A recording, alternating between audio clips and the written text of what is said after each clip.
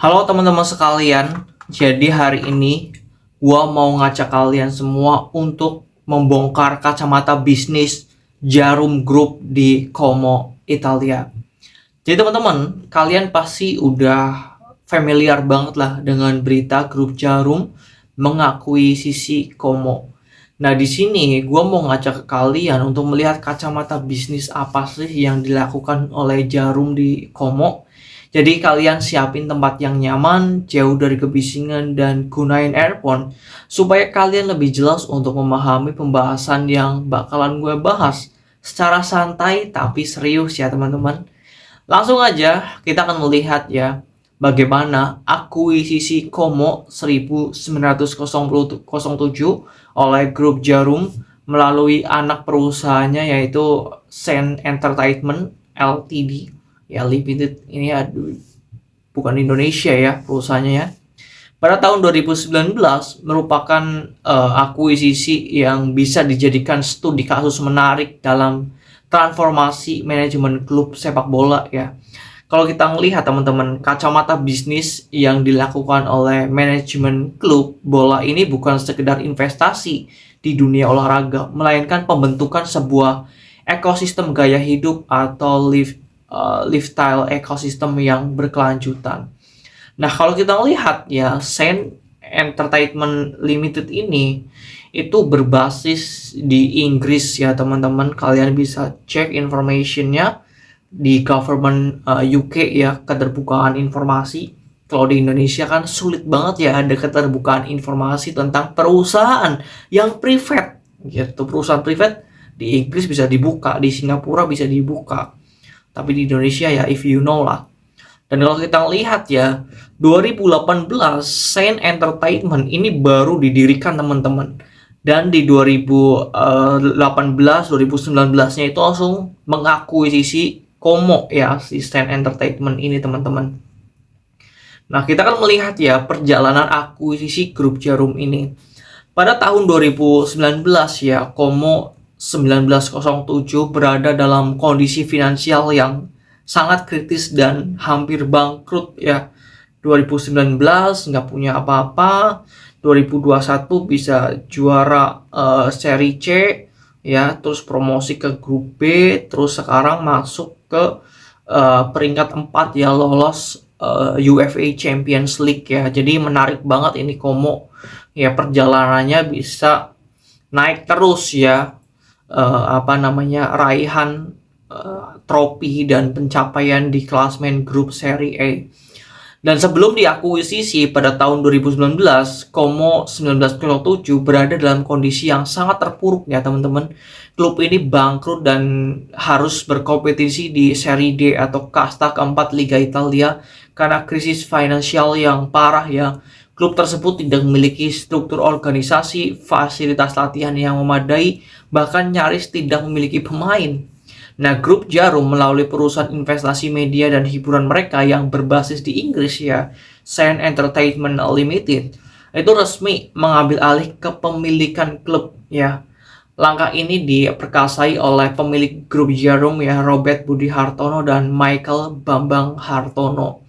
Almarhum teman-teman, Michael Bambang Hartono ini udah meninggal kemarin ya. Dan waktu akuisisi ini dilaksanakan pada bulan April 2019 ya.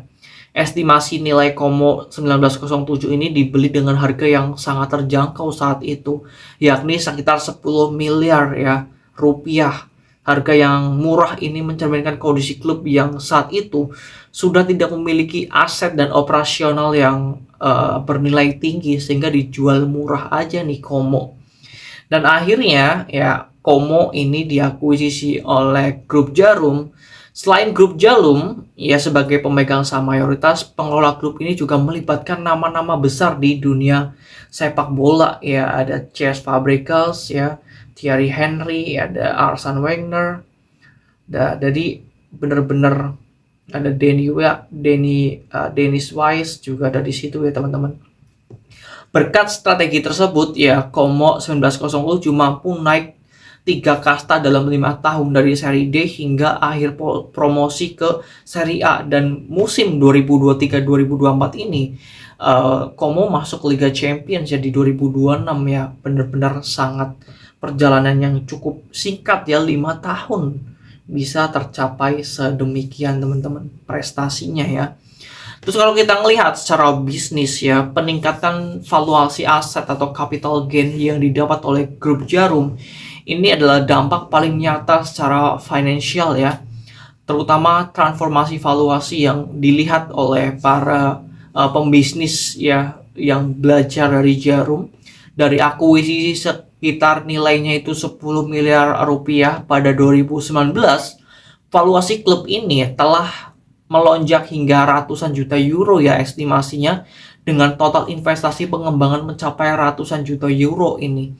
Kenaikan ini didorong oleh kenaikan kasta klub dari seri D ke seri A dan lolos Liga Champions yang secara otomatis melipat gandakan nilai hak siar dan aset pemain dari Como itu sendiri teman-teman. Nah kalau kita melihat ya, aset Como ini bukan sekedar klub sepak bola biasa, melainkan aset media global yang memproduksi konten dokumenter dan memiliki akses distribusi internasional ya. Ini sejalan dengan ekosistem media digital yang dimiliki oleh grup Djarum di Indonesia seperti Mola TV ya teman-teman. Dan memang ini sangat berdampak positif banget pada grup Djarum itu sendiri. Ditambah Como ini ya dipegang oleh orang-orang yang kompeten ya teman-teman.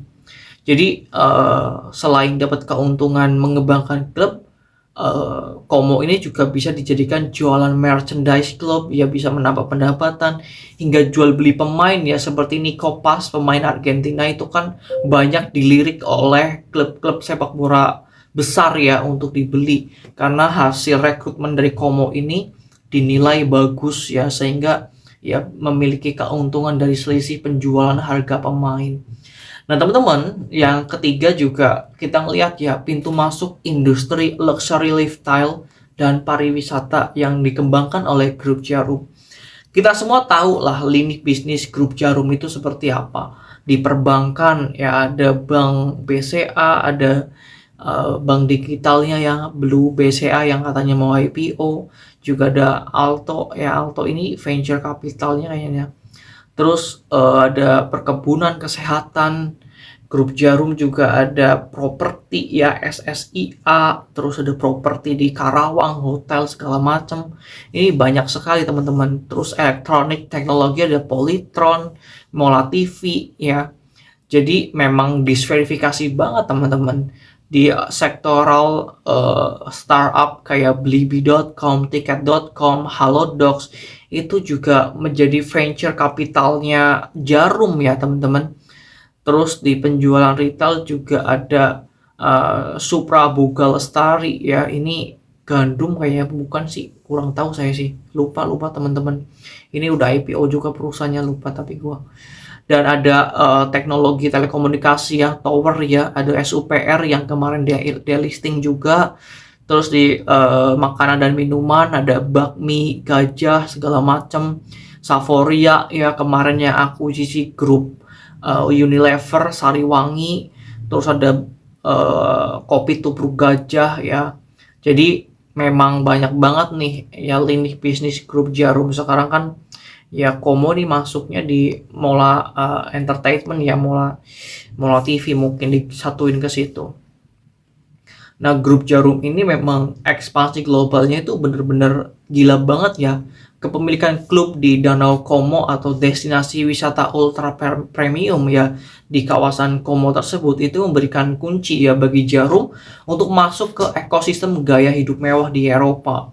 Mereka bisa mensinergikan manajemen Como 1907 dengan jajaran hotel kelas atas dan mitra fashion internasional ya, seperti kolaborasi dengan brand mewah. Kemarin juga jersey Como ini yang ngedesain anaknya Pak Prabowo ya, Presiden Prabowo, Mas Didit ya, yang ini mendesain jersey dari Como ya teman-teman. Hotel mewah yang masuk ke Como ini yang diungkap ya oleh Miswar itu siapa? Presiden Como ya, Miswar. Itu hotel mewah yang masuk ke Como itu ada LVMH ya, Belmont Hotel ya, kalau kalian tahu ya, gue doain kalian bisa nginep di Belmont Hotel ya sekali-kali seumur hidup ya, bisa merasakan eksklusivitas ya grup konglomerasi barang mewah LVMH ya melalui anak usahanya itu Belmont telah melakukan akuisisi properti bersejarah di Danau Como yakni Castello di Urio. Mereka sedang melakukan renovasi besar-besaran untuk mengubah kastil dan areanya menjadi properti hotel ultra mewah yang menambahkan portofolio Belmont yang sudah sangat prestisius di dunia saat ini, teman-teman. Terus juga ada hotel lagi yang dibuka ya, Ritz-Carlton. Di Jakarta juga ada ya, Ritz-Carlton. Kalian pernah nginep nggak? Gue doain kalian pada nginep ya di hotel-hotel bintang 5, bintang 6 ini.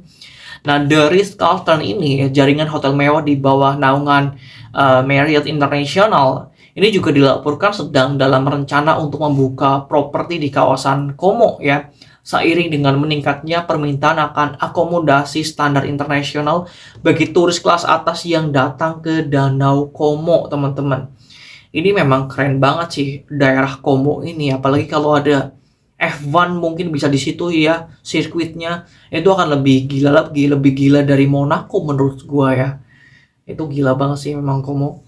Terus grup Jarum juga bisa dapat networking eksklusif ya, keberadaan di pusat olahraga dan wisata Eropa itu membuka akses jaringan di kalangan old money-nya Eropa ya, investor dan mitra bisnis internasional yang sebelumnya itu sulit ditembus oleh grup Jarum.